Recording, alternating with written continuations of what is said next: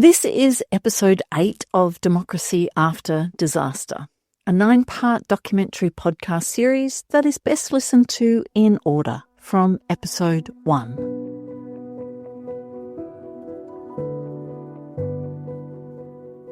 My experience was my wife waking me up early in the morning on that day. She woke up with an asthma attack with some smoke, and so I hopped up on the roof of the house and had a look. I went, yep, something's wrong.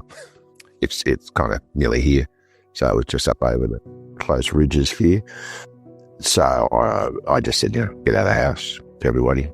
They say I didn't tell them that I was going to stay, but I kind of was never going to leave. But I just wanted them to feel like they were safe, and I could sort of then focus on what I needed to do here. On New Year's Eve 2019, Dave Newell was at home in Cobargo, a small town of around 750 people on the traditional lands of the Yuin people, 20 k's inland from Bermagui on the New South Wales south coast. The Badger Road fire had moved out of the Wadbilliga National Park to the west of Cobargo and was storming towards the town. So my brother-in-law stayed behind. No family evacuation plan or preparedness plan at all. Nothing. Never thought we'd have to do that in Cobargo here in town. I guess I thought I could be of use here. Had a bit of a background in rural fire service stuff in the past. And then basically ran around the house trying to get things ready and watched. I hopped up on the roof about 50 times and basically watched the fire come and engulf the main street. And then the weird noises that were coming from the street as things heated and popped and bent and then, of course, the sky. I found there was no other guy at the end of the road here who said he would die rather than let his house burn down because it wasn't insured. And I kind of went, okay, mate, I'm with you. So he and I just tried to fight the fire up on the other side of the street there. We had rakes and shovels. That's all we had. We had no water at that stage. Eventually, I found my stepfather's petrol pump. It's all covered in cobwebs. I started first go. And he had 2 massive tanks of water, so all of a sudden we had water as far as the hose could reach. Smoke was thick. We were running up and down. It was probably a bit dangerous, really, because we kept losing sight of each other and kind of did what we did. And that probably saved a few houses. In the district of Cobargo, the fire's destruction was vast. Over 300 homes were decimated. Critical infrastructure, power, water, town sewerage, telecommunications, roads and bridges were destroyed. Almost a third of the main street was razed, and hundreds of kilometres of fences, entire dairy and beef herds, and countless native species were incinerated. And tragically, the fire took the lives of 4 locals. Cobargo became famous or infamous, depending on your perspective, when then Prime Minister Scott Morrison visited the town a week after it burnt. You won't be getting any votes down here, buddy. You're an idiot. Who votes Liberal around here? Nobody. A few months after the fires, Dave received a call. I got called up by an old mate and boss of mine to come and join the Resilience New South Wales to support the recovery efforts.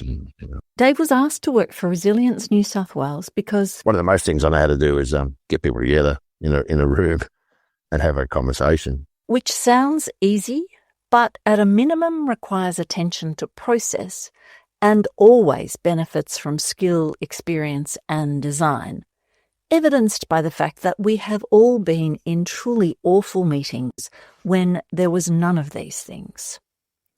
Dave said yes, and one of his tasks was to support local councils in their recovery work. And his strong advice to them was, please don't do your normal conversation. This is a time for something a bit different. The normal thing of so people who have power at the front, that all the community are in their ranks, in the seats, standing at the front, more power. Sometimes on a stage, even more power. And then, of course, what happens, people are disgruntled and they start throwing rocks. Not literally, but maybe literally.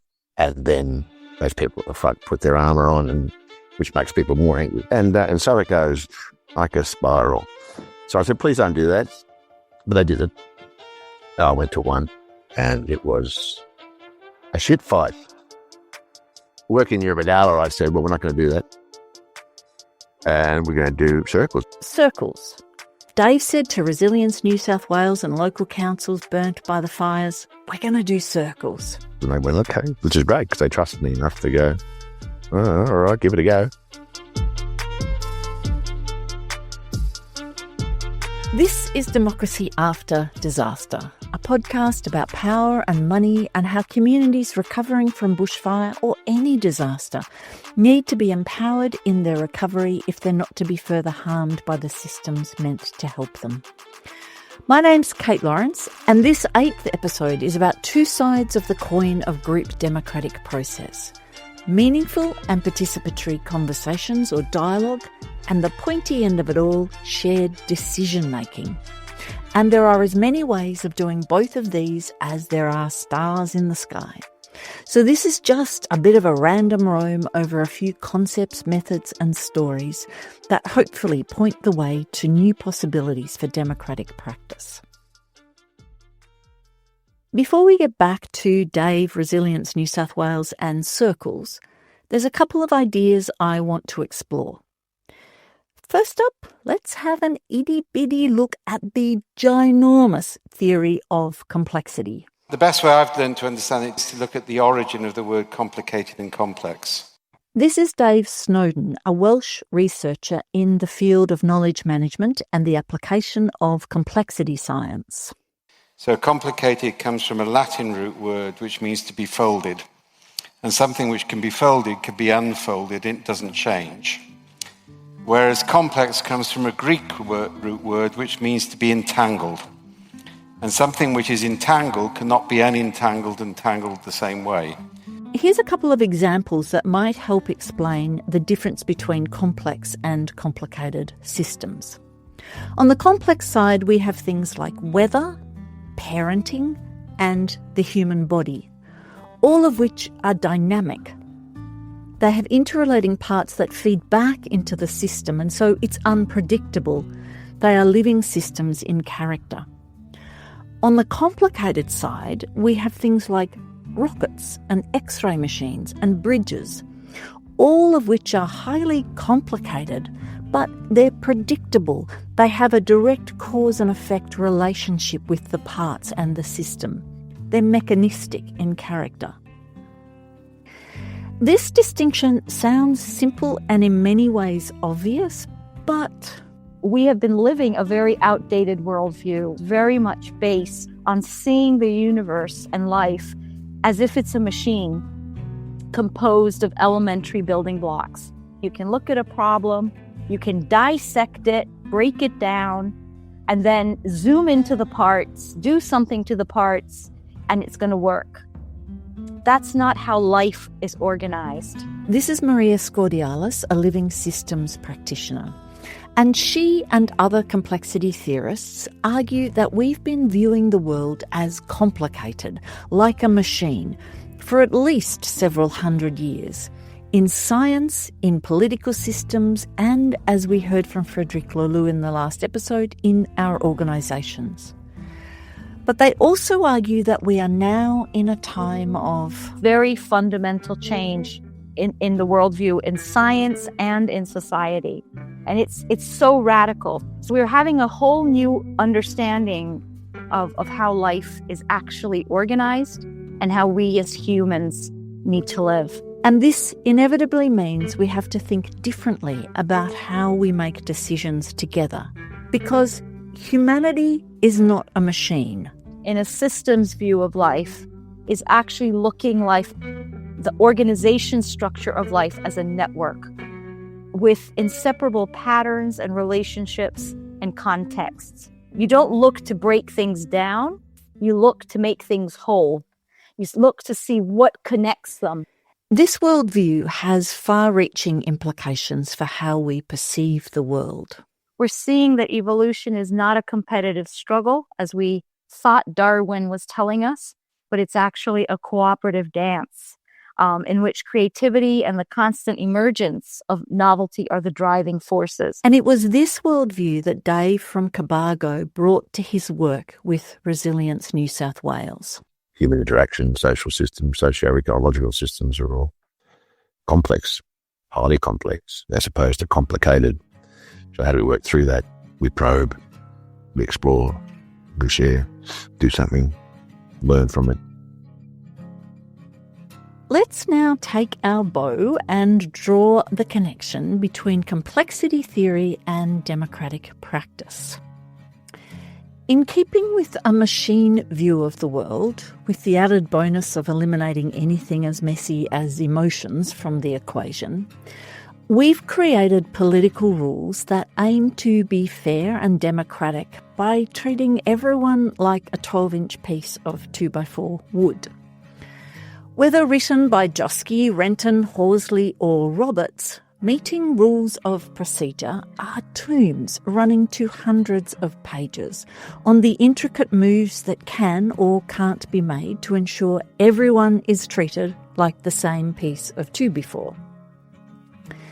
But in fact, such a complicated and rigid structure to create democracy when surrounded by a sea of hierarchy and in denial of human relationships and emotion, by default produces struggles for power. And the sought-after equality is a nonsense because the rules become a barrier to participation. They're complicated and you need to know how they work to participate. And if you really know how they work, you get to wield the power. They stifle exploration because discussion has to happen within the motion, debate, amendment, vote paradigm. Collective relationship is irrelevant. Factions rule the day. Choices and roles all reduce down to yay or nay. And it is so tedious. I'd rather watch paint dry than sit through moving, seconding, madam chairing, overruling, adjourning, objecting, amending and voting. Cooperation is much more effective, and in the absence of better ways, some groups muddle along using a messy hybrid of motions, movers, seconders and votes, sometimes tacked on to more ordinary discussions that look for the common good, and others settle into grinding, adversarial, point scoring and a numbers game. And both soft pedal participation, group cohesion and human emotions. Groups are complex systems, so there's a dance we do to manage relationship and process, patterns and context, always with an ear for the collective heartbeat. But a living group requires occasional vulnerability, emotional expression, sitting in the fire of conflict with care for everyone's humanity, which is hard and scary. We're unpracticed and even trained to avoid these things. But like any relationship, we need to work at it to make it work. Collaborative, inclusive democracy based on a living systems worldview is the best chance we have to deal with the existential crisis we're facing. Because, as Margaret Mead famously said, never doubt that a small group of thoughtful, committed citizens can change the world. Indeed, it is the only thing that ever has. There's one more idea I want to introduce before we get back to Dave in Cobargo. From the highly theoretical complexity theory, let's look at one of the crudest and possibly most divisive aspects of most modern democratic voting procedure: majority rule.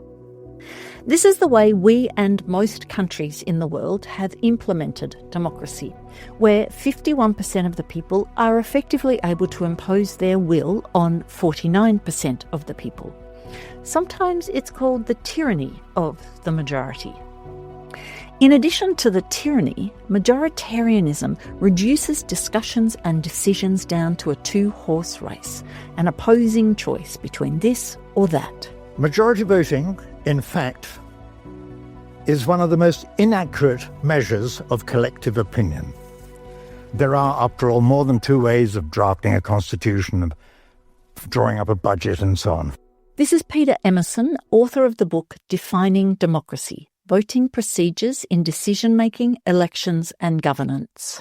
In parliaments and referendums, nearly every decision is taken by a majority vote. And even if by only a margin of 50% plus one, the winner gets everything and the loser gets nothing. Emerson argues that majoritarianism leads to conflict. It reduces all arguments down to this or that, a false and forced binary with no room for compromise or consensus, just a struggle for power. The Chinese Communist Party uses majority voting. The Politburo Standing Committee in 1989 took a vote on Tiananmen Square. Military intervention, yes or no? It passed by a margin of one vote. And as a result, hundreds of students now lie buried in unmarked graves. Northern Ireland, we had the Troubles, and majority rule was part of the problem there. In the Balkans, well, all the wars in the former Yugoslavia started with a referendum. And in Rwanda, the slogan, Rubanda Nyamwinshi, was how the Interahamwe started the genocide in 1994. It means we are the majority. In the Soviet Union, well, the Russian word for majoritarianism is Bolshevism. So what's the alternative? Emerson argues for multi-option or preferential voting. If everybody was involved or represented in drawing up the short list of options and then voting and then implementing whatever decisions achieved a high level of consensus support. Imagine if there'd been a range of options on the referendum ballot for recognising Australia's First Nations people in the Constitution, instead of only the options of recognise like this or don't recognise at all.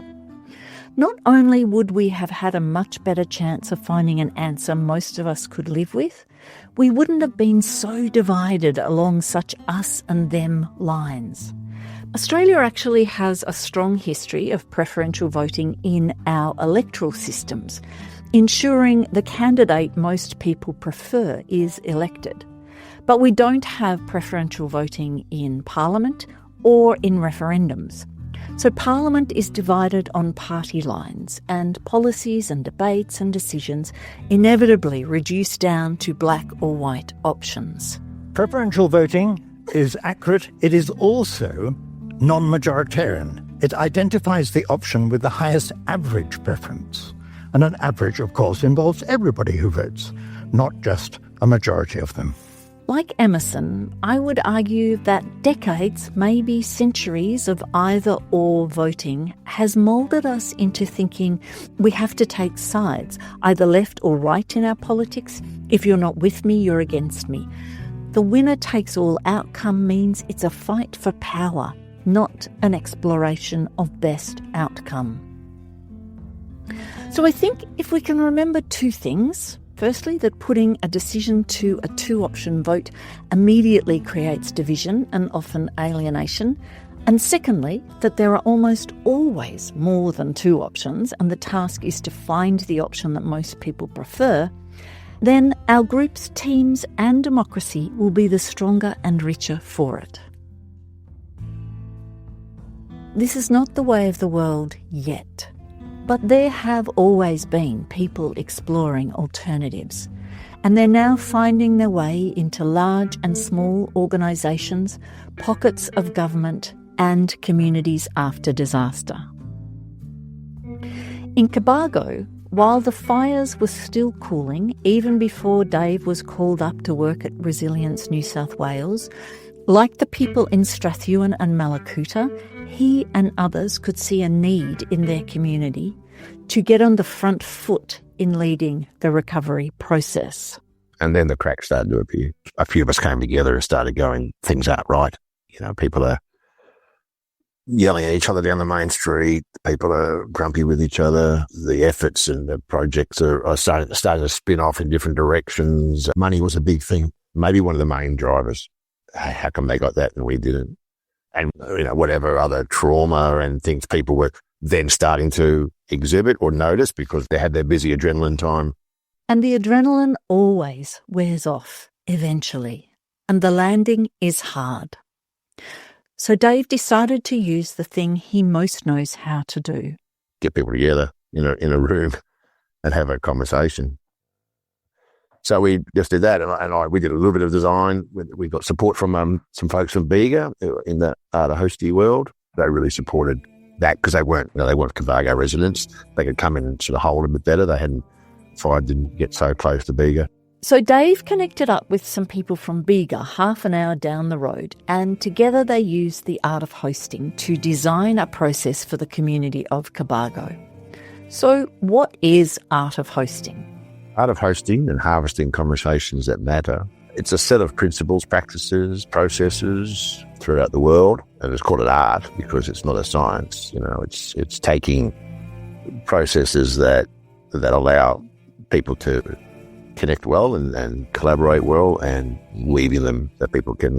Sometimes people say, experience being more fully human together, and work through complexity, because really that's what all these things are. So harvesting is the gathering of the information, gathering what comes out of it and feeding it back into it so the system can see more of itself.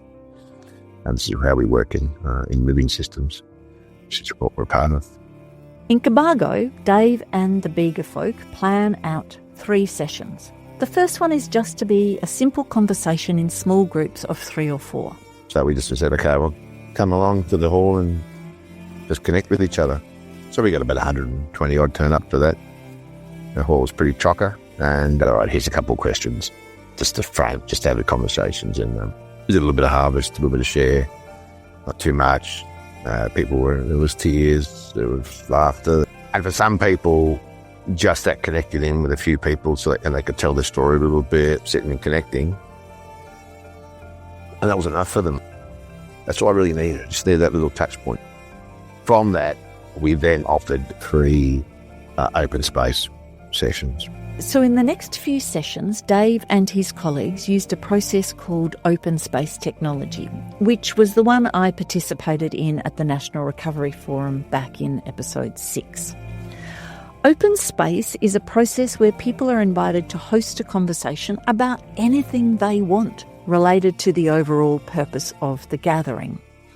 Here are the topics other people wanted to talk about at the 2022 National Recovery Forum. I'd like to talk about what children need to support their recovery.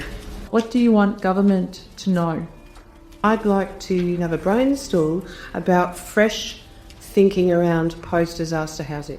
Just want to set up this conversation about conflict resolution. Hi, I'm Rebecca, and I want to talk about a cross-government collaboration to make recovery easier for community. I want to talk about insurance accessibility, affordability, sustainability, reform being imperative for recovery.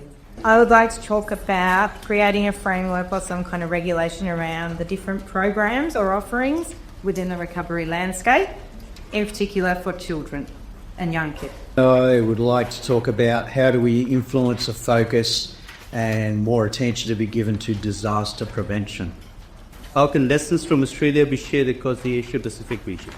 I want to talk about if it's fair to talk about resilience and what happens if communities are not deemed resilient enough. I'm Ellie from Lismore. I'm very self-directed and self-obsessed about my community, so let's talk about Lismore and the Northern Rivers. I want to host a conversation around how do we embed community development principles and practice in recovery. Oh, hi there, my name's Shane from the Queensland Reconstruction Authority, and my team's sitting on table 21, and we'd love to hear from you about outcomes-based disaster grant funding, not timeframe-based funding. I'd like to have a conversation about role in recovery, supporting communities and supporting supporters during care effects. I'd like to host a conversation on what comes after the PPDR model or disaster management cycle thinking. I want to talk about how we can more meaningfully support the well-being of our people. From an Indigenous perspective, I would like to start the conversation around co-management structure, inclusiveness through an action plan. So from one invitation and about an hour of time, we get this broad agenda of topics about recovery and this release of energy and ideas. That just doesn't happen when you have back-to-back-to-back talking heads. Open space has been around for about 40 years and has been used all over the world, from designing aircraft doors at Boeing to the future of Rotary in Siberia. While there's skill in hosting open space, It's straightforward and remarkably effective in creating space for people to gather around topics they care about. And in Cobargo, the open space a few weeks after the fires began with a very broad question. So it's basically the question was, all things considered, what are the things we need to talk about now? And from that broad question, over several sessions, 30 or more things, projects, initiatives, ideas came up. Probably half those went on to become projects. Then, as we know, after the Black Summer came the pandemic. Bloody COVID. Bloody COVID indeed. But Dave and the community kept going and live streamed the sessions, and the videos got views up around the 500 or 600 mark. Pretty good for a town of 750. So people were really connected to what was happening. A lot of people have spoken about it, that it was quite instrumental at that time. You know, the time, the conditions and the need were actually, were just for that, were what was needed. And people appreciated it and saw great value in it. And it just started, people started putting their heads in the door. A couple of farmers came to one. The next time, they bought someone else. So I could just see the sense of, if we could have kept that going face to face for a year, what else would have emerged from it? In amongst these early weeks after the fires, there were inevitable conversations about how Cobargo should organise itself. Separately, the Cobargo Folk Festival Group, which had been around for about 20 years, was setting up a formal charity to manage money being sent into the town. But how was the town going to decide what to spend the money on? I do remember people saying at different times, going, we need to recover it, like we need a committee, and so and so and so and so and so should be on it. And then someone else saying something else, and then, and so I know they shouldn't be on it, they should be on it. And I could see why, an election process or whatever, and even someone pulled up, that the Strathdewan model as well, going, well, we should follow this model and get, a committee. So, because decisions were being made everywhere, left, right and centre.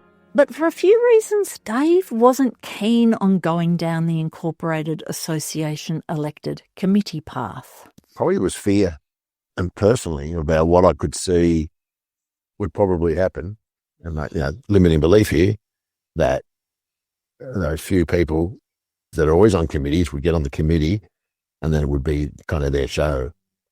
That was my fear, and I think, and I suppose what I saw with it were definite, probably at least 2, maybe 3 kind of gangs in Cobargo, and they were at each other a bit. So there'd be a lot of diversity, a lot of people on the edges that were never even kind of heard of or involved. And that's what we were starting to do with the catch-up. So I feel like a lot of the conversation there was, we need to go out and talk to so-and-so, or because they're a leader in their own little subgroup, community out there or whatever. We need to talk to so-and-so. And then COVID came, and we never quite got there. I guess I feel like it something that was more inclusive, and that also is harder to do and takes longer. The sense of how do you bring these voices in very quickly and not have people disenfranchised or pushed further to the outer. So Cobargo went down a path less conventional, more self-organising and emergent, rather than the formal committee structure of Strathdewan and Malakuta. And we'll look at self-organising systems a little bit more in the next episode. When Dave began to work with Resilience New South Wales, he brought with him Art of Hosting and its toolkit. And one of those tools is Circle. The first one I did was up at Nerragunda. So Nerragunda, a small community up to the west. They were heavily impacted. Some people died, and many houses, most houses were lost up there. Pretty heavy stuff. People were sheltering in the fire shed as the storm hit, and kind of thought that was the end for them. So we said, okay, we'll have thank some service providers and council, and we'll go up and we'll have a circle. Circle is a method for group conversation that goes back thousands of years, with nearly all Indigenous cultures using some form of it. And one recent form used by Art of Hosting has been set out by Christina Baldwin and Anne Linnea in their book, The Circle Way, A Leader in Every Chair. While it can seem strange at first, people get used to it pretty quickly. Well, about 20 people were there, and we set up in a circle. And I had a few little protocols, not too much. I put something in the middle, and I tried to use something that was of meaning. I grabbed one of the firemen's helmets, one they put the coins in for RFS. That went in the middle. And then I asked for a talking piece from the fire captain. He gave me a special wrench that opened up the fire nozzles on the truck. So that also had meaning. People were going, okay, what's this all about? But, we got into a bit of rhythm. People could share, the service providers could share what they were doing and went around. And that seemed okay. It was sort of all right. And the next time I went up there, 120 people turned up. And I went, oh, God, what am I going to do? There was a lot more heat, a lot more anger had been stirred up by different things. Someone said, we'll just get chairs and put them in a row here. And I'm going, no, we can't. I can't. I almost gave up. I was chickened out. It takes courage at times. But I went, you know what? No, we're going to do it. So we had a big circle. People stood outside. Some didn't want to come in the shed. A lot of blokes were outside with their arms crossed. It was pretty messy. It wasn't ideal. Some people came in straight on the floor in front. But, I just sort of went with it, and I was like, I was a bit noisy and a bit crazy, and tried to bring a little bit of structure around it. And a guy next to me, who's sight impaired and has a walking stick that folds up, he went, "Oh, you lot, shut up!" And he held up his folded up walking stick, and he said, "If you're not holding this, you're not talking," because he'd been at the first one. And I went, what he said. So all of a sudden, there was like this shift. Like, it wasn't Dave's show. I never wanted it to be Dave's show. There's this whole thing. How do you shift it back into their show? But the capacity of a circle to hold that stuff. And then at times a few people would speak up or talk over or get angry. And there was a young woman sitting with a baby on her lap who said, "Come on, everyone, Joe, you just settle down for a minute, Joe. You'll get your turn." So there was, I didn't have to do too much. So people started to take that responsibility, that leadership in every chair. So was it perfect? No. Was it messy? Yes. But was it real? Yeah, it was. And for some of the government and agency recovery workers, it was also quite challenging. Probably some of those people that turned up from council or state government were kind of like going, "Where's my podium?" And it's like I think probably someone would have said to me like, "Oh, well, how long do you want me to talk for?" And I said, "I don't. I want you to listen." "Yeah, sure. The stick will come, and you can let us know who you are and how you're feeling today, and be a human with the rest of us." In Dave's story about the folks of Narragunda, they weren't using Circle to make decisions. They were using it to speak and bear witness. But there's a facilitation saying I like: go slow to go fast. Meaning, when we take time to connect as fully rounded humans and build relationships, we start to build trust. And when there's trust, safe expression, collaborative problem solving and collective agreement happens so much more easily. In my experience, 2 or 3 spins of a circle and the consensus of a group becomes remarkably clear. But Circle isn't a golden ticket to group decisions any more than Robert's rules are useless, because tools for collaboration are all about context, designing, trial and error, practice, courage and learning. Dave also put his skills to good use with recovery workers. The service providers kind of falling over each other's feet a bit, and the coordination. I mean, council were doing a pretty good job with some of their early stuff, but this sort of was after that. So I saw, the need there as someone who was working for Resilience in New South Wales. I kind of said, well, I think it's probably my role to support those people to collaborate better, because there wasn't a lot of that happening. There's a little bit of it happening, but not a stack. So with a couple of others from council, we co-designed a gathering, a group, which was then called the Community Development Network, and was a place for people to meet in circle. For these were just service providers, but meet in circle, support each other, because obviously it's a big thing to walk that path as well, supporting communities, and collaborate on projects, and that friendship and relationship that developed in open space sometimes with the sense of checking in, checking out, and it's still valid. Red Cross is now talking about how they support that to also happen in other areas. Always learning and thinking, towards the end of our conversation, Dave offered this reflection for recovery workers, including himself. I'm going to walk away from this conversation about this power thing, and once again, yeah, of course, it's obvious. Service providers, local government, state government, federal government, at every step of the way, how do I share power? Okay, in this, even if I'm inviting people into something, how do I share power in that? All right, sure, we've got these massive structures that need to be shifted. That's a massive job. Do you start to do it just at that level of going, all right, I work in the community, how do I share power? Like to have that as a walking question. There's something in that for me. I'm going to explore it a bit more. There are, of course, many, many other group methods and facilitation frameworks and approaches, and different people are experienced and comfortable using different ones. Most of them have been designed for organisations, businesses, corporations and governments, not for the fluidly networked, place-based and unpaid nature of community.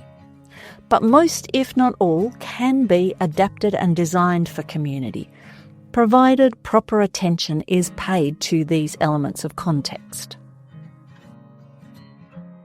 One suite of tools, or as they prefer to call them, microstructures, that I think is worth mentioning is liberating structures, which has also emerged from a living systems worldview. Here's Henry Lipmanovich, one of the co-founders. If we could get a company or an organization or a community to work as well as a forest, wow. Okay, so how do you do that? In a natural ecosystem, power is totally distributed. They function very well because of that. And so what is it that you can do that could create the same conditions in a human organization? Lipmanovich and Keith Candless, the other founder, did not invent all the liberating structures. They've practiced, curated and distilled a set of methods that enable the participation of everyone.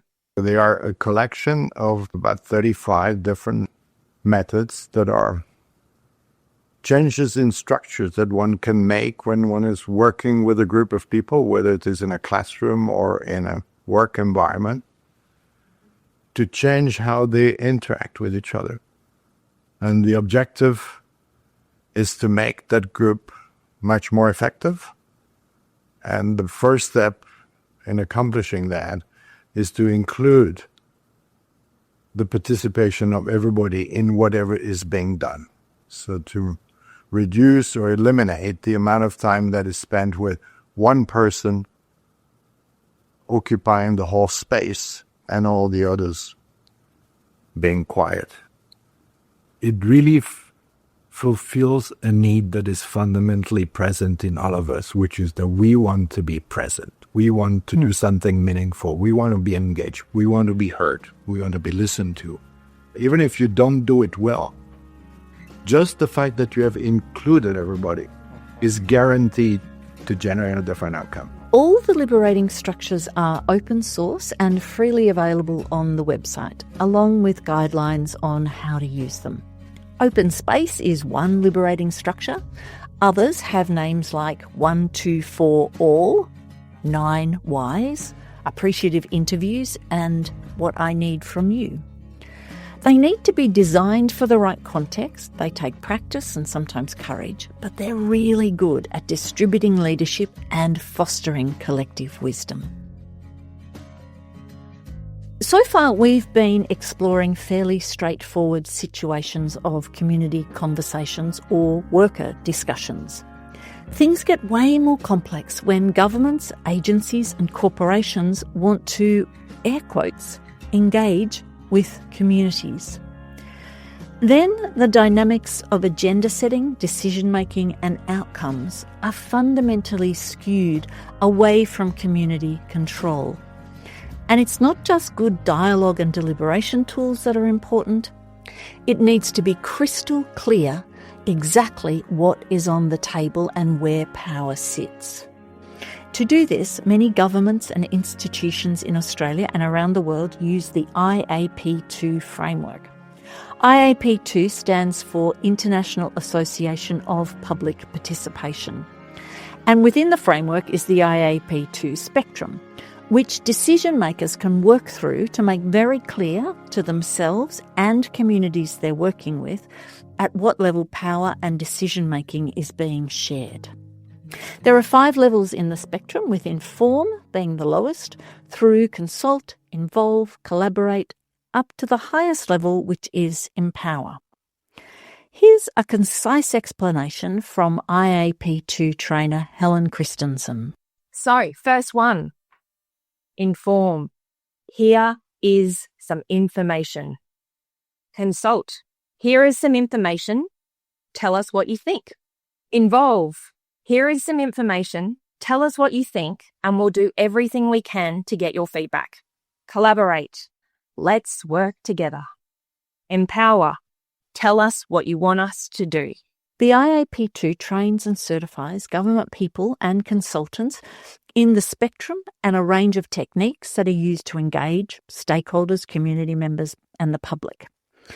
It's not a perfect system by any stretch, but it is well known and the principles are sound, even if sometimes it's more like an exercise of going through the motions than genuine engagement.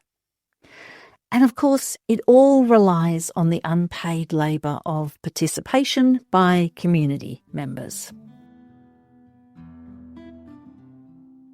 One of the fundamental problems of IAP2, or any process where community is to be engaged by government or a corporation, is that the premise of the issue being discussed usually relates to the agency's interests, not the community's. A bit like when you're asked if you want to watch the tennis or the cricket, but you hate sport and were thinking of playing Scrabble. Inherent in the question is a set of predetermined options you didn't have any input into and that don't relate to what you want. A good example of this is PPRR, which stands for Prevention, Preparedness, Response and Recovery. And for the last 30 years, all Australian governments and emergency response agencies' policies and approaches have been sliced and diced along these 4 categories. At the National Recovery Forum, I spoke to Paul Horton. I'm still an active firefighter. Fire Rescue Victoria now, but was CFA. So 33 years with CFA. We're not in the recovery phase. We spend our time at the front end, of course.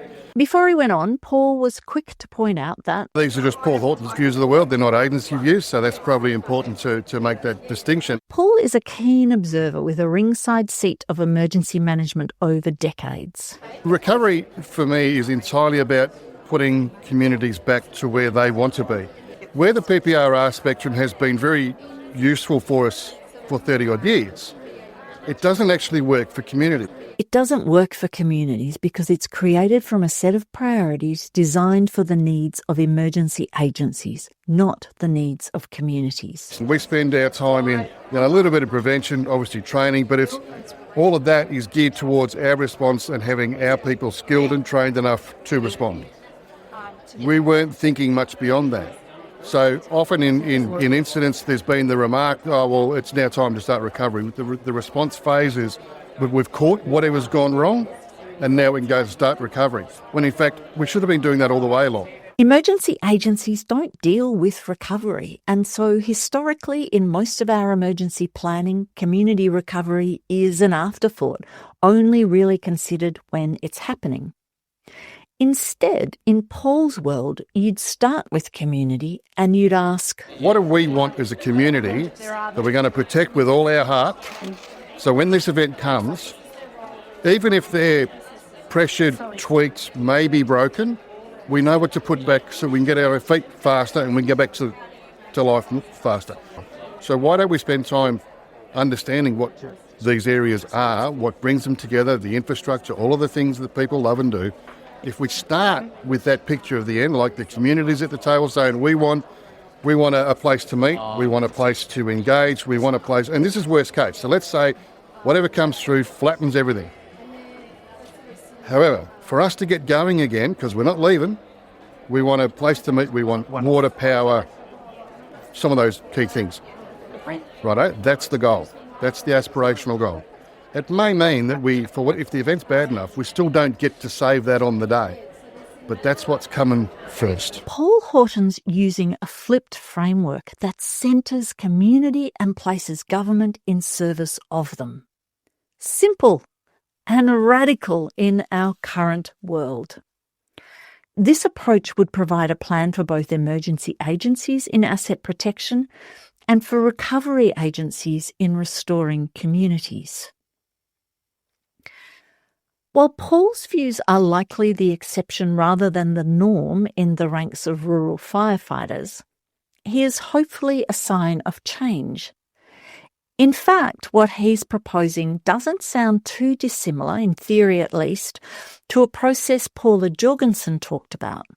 The community planning process could be a really good vehicle in just engaging in planning and decision-making processes together. Community planning is a process that most, if not all, local councils in Victoria and many around Australia have at least tried and many facilitate regularly. Of course, it's confusing because community and planning are two ordinary words that can describe many things. But in local government in Australia, the phrase refers to a very specific process. Here's an explanation from the Shire of Murrindindi. Community planning enables people to create a shared vision for their neighbourhood. It's about putting communities in the driver's seat. The journey starts with meeting up, talking, thinking about the assets in your area, and sharing ideas for making it an even better place to be. Murrindindi Shire Council is here to help and will support you to come up with your plan, offering mentoring, encouragement, training and guidance. But it's up to you and your community to bring the plan to life. Not too hard to spot the tension in this description. For Murrindindi and most other local governments, community planning is not a way for communities to have voice back into council. It's a way for council to encourage, or shift, depending on your perspective, responsibility onto communities. But it's up to you and your community to bring the plan to life. So for implementing the plan, we again see community volunteers being asked to do enormous amounts of unpaid work. But the process of preparing and having a community plan can be hugely beneficial in recovery, even if nothing's been implemented or now can't be implemented because of the impact of the disaster. A plan means communities have had conversations and it offers somewhere to start. Just engaging in like little mini participatory democracies in place about things that matter to people. It's like good practice and it just ripples bigger when you need it. And of course, community planning is only as good as the way it's delivered. The processes used to foster dialogue and the work done to bring people in from the margins. But in current local government practice, it's the nearest thing we have to a participatory democratic process. Most people are experiential learners. We learn things by exposure or by doing. And there's not nearly enough of these kinds of democratic practices for people to learn them and be confident in them. Whether the format is through rep groups or the format is something else, doesn't really matter, but to keep that in place and in practice, not to do it by task. Okay, we've had a bushfire, now we need to go in, and now we have to form it all over again, but keep it going, keep it going, keep it going. The keep it going part is a weakness in the way most governments roll out community planning, which is usually a sandwich short of a picnic. There's a few sessions in year one to create the plan, and then that's it. Groups head off and either implement or not the agenda in the plan within the 3, sometimes up to 10-year time frame. It's not an ongoing conversation that continues to build relationships and connections. There isn't support for a community to regularly come together in ways that strengthen the skills of democracy. But if there was, then community learns how to work with institutions and how to bring things to the institutions, not just take it from the top down. And so there's these learned processes that we can keep improving on and building so that it becomes wider and wider. It's not just the group of 6 that make all the decisions for the community. IAP2 and community planning are 2 formal methods many governments use to give some structure to the ways they initiate conversations with community. And there are plenty more.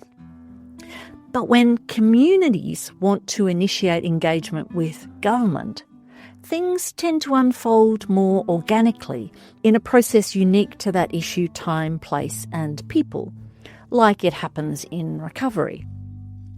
And while each situation is singular, hearing stories about the experiences of other communities can offer hope and inspiration.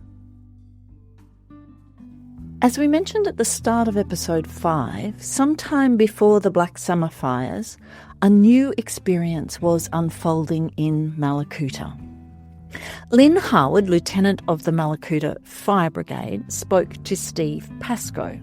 She said, got lots of issues with Delp and parts of Victoria in their fire management and just burning stuff. We think we're doing it wrong, and I don't think they're protecting our town. So Steve and Lynn talked it through, and Lynn decided to try to answer the question, how can you get people of differing views to actually come to an agreement about a highly controversial action in a town and commit to it, continue to work on it, disagree, work through those disagreements and still have a plan for a way forward? Crikey, this actually seems to be the essential question at the core of human politics. So in 2019, Lynn started the Fuel Management Group, the idea being that the community leads the discussion with the agencies about how we protect our town. So really what I did was asked a number of community people who I thought had a spectrum of ideas about how we should go about managing fuel, but who I also knew were people who could talk together to find a solution together that we can handle, that we can live with. Might not be exactly what you want, but it's something that we can live with. So I got a small group of community members together, and then I contacted all the agencies that are involved in fuel management. It's one small miracle in a town with Mallacoota's history of division to get people with diverse views into a room willing to have a respectful discussion. But how on earth did Lynn pull off the double miracle of government folk sitting down for meaningful dialogue with community? They all spruik community involvement in fuel management. And they every year would come to Mallacoota and say, we're at the DFA station, or we're here, or we're there, and anyone who wants to come and talk to us about fuel management, you're welcome. And no one would come. No one would turn up. So initially I think they were very grateful that here was a group who wanted to talk to them, who wanted to talk practically with them, and who were prepared to negotiate. And so right from the start, we sort of said we're all equal here. No one has more right than anyone else. And the only thing that's going to stop us is legislation. And so they began meeting, and somewhere along the way, something ordinary and yet magical began to happen. We're sitting looking at each other across the table, and we do it for a full day, 4 or 5 times a year. So you have to listen, don't you? Because you've committed to it. You've said we're going to do this. You said 3 years ago that nothing was off the table. Do we agree with that? Nothing is off the table. We're going to try really hard to come up with creative ideas, except for legislation. So it's the old-fashioned way of talking to people. It's not a perfect solution. And often they go, well, we'll think about that. Yeah, that's possible. And then they would do it their own way anyway. There's been a bit of that, but we've pushed back. While it's clear Lynn's leadership in guiding this process and bringing community people along with her has been critical, She also credits the department folk. Look, I just think we've actually been lucky in the people that have been involved, especially the guys from DELP. There are two folk there who always come to the meetings. You know, I'm talking about the people in control who have some power. I think they see it actually as a way forward. I think often agency people are really, they have ideas and they're bound by a culture and they're bound by the way it's always been done. And so for them, I think it's also a way to move forward. It's actually really interesting because there are people at the sort of the interface, the working interface, who see what can be done.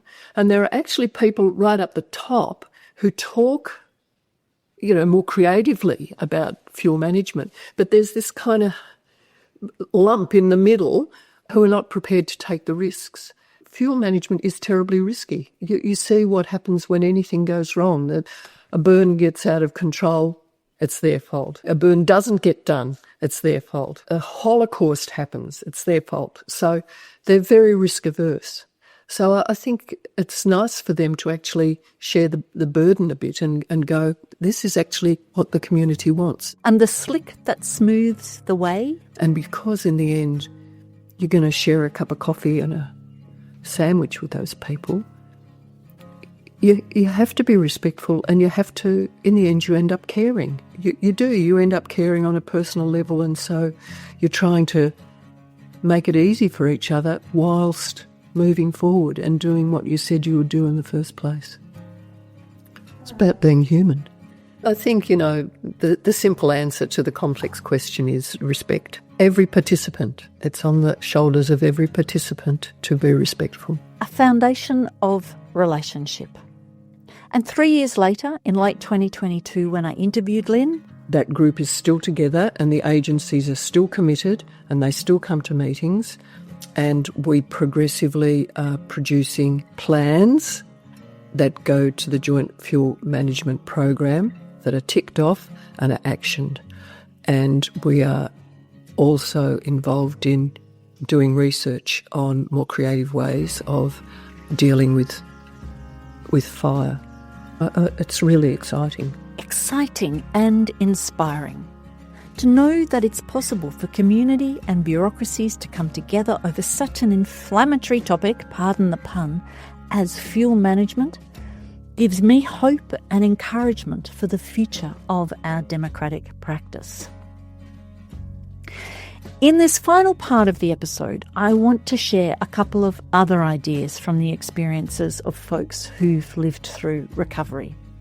Although they're not directly relating to the question of group decision making, they are about how communities might approach their recovery.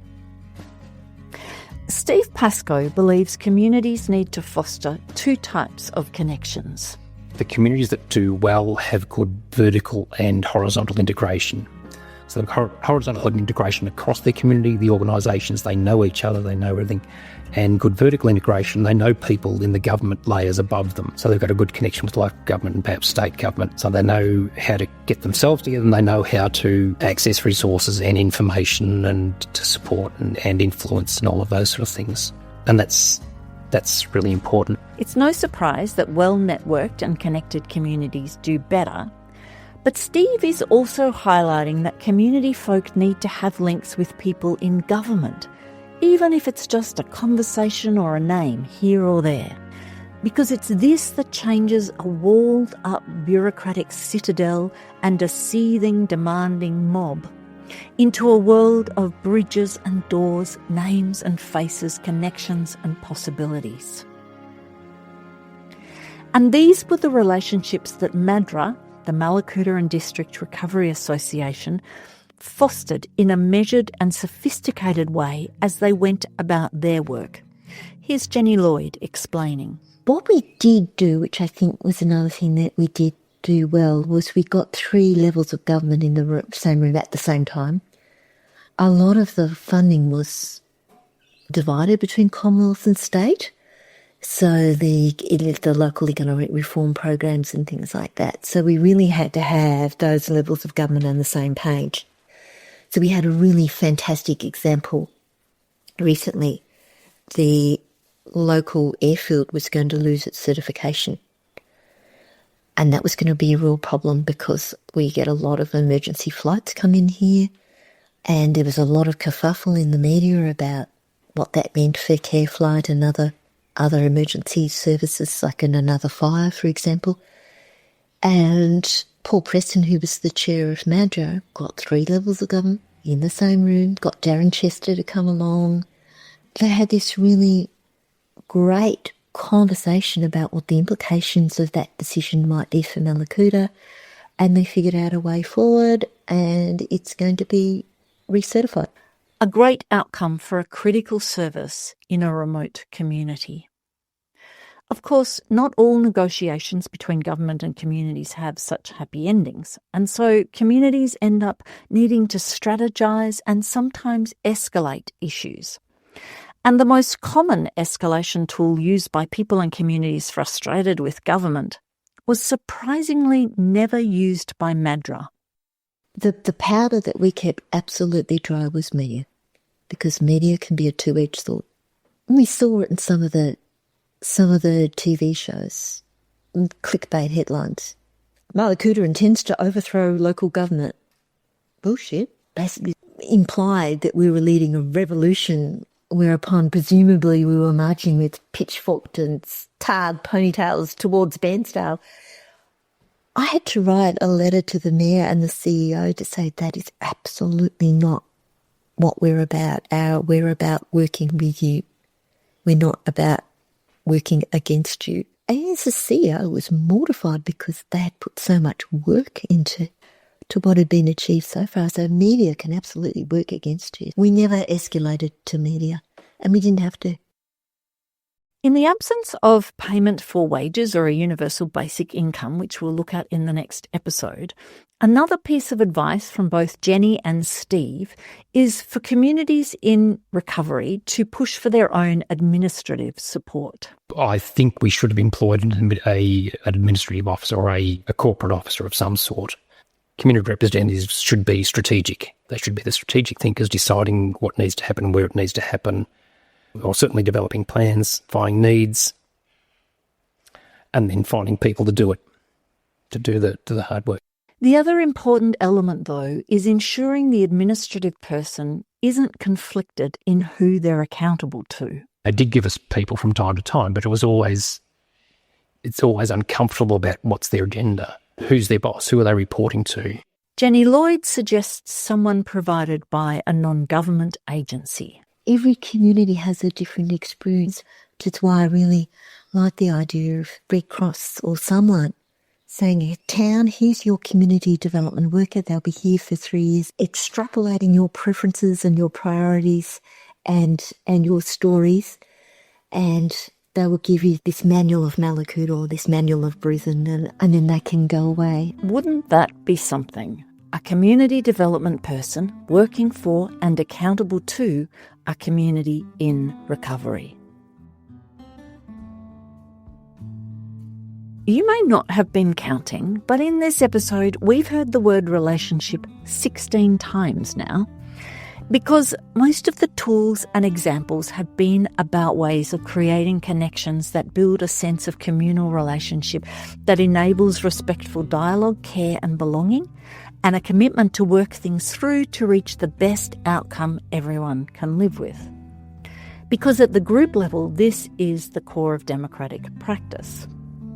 And this focus on relationship nests within the broader democratic mindset we looked at last episode, where we need an ability to imagine beyond ourselves and those we know to understand that everyone is equally human and valid. Oftentimes, it's easier to extend the mind of care and equality to people far away on the other side of the world than it is to do the same for the people we have to deal with in the room, with their irritating ways, their unreasonable demands, and their ridiculous ideas.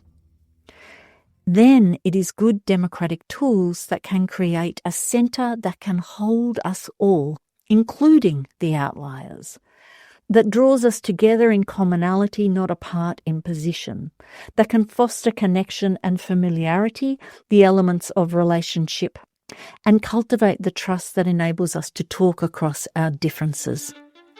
This is the lifeblood of a living system democracy.